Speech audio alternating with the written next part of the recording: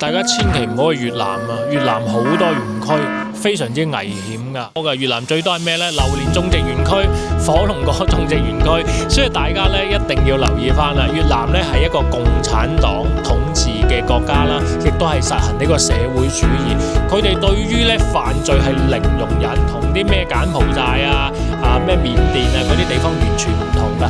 至於越南呢，我哋驚佢搞老詐，我哋嘅越南人呢一樣呢俾人哋喺度搞緊老詐嘅。因為好大批咧，亦都係藏匿喺柬埔寨嘅越南人咧，喺度詐騙翻緊越南。越南咧亦都係掃得非常之犀利嘅，打黑除惡。第二個咧，越南嘅法律咧非常之嚴啊！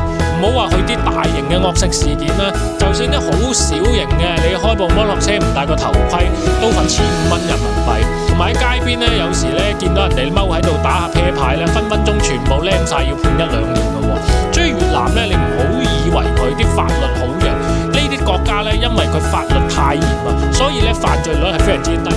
當然啦，我哋人在海外一定咧要保持翻一個安全嘅意識啦，唔好參加一啲低價團，同埋唔好貪小便宜。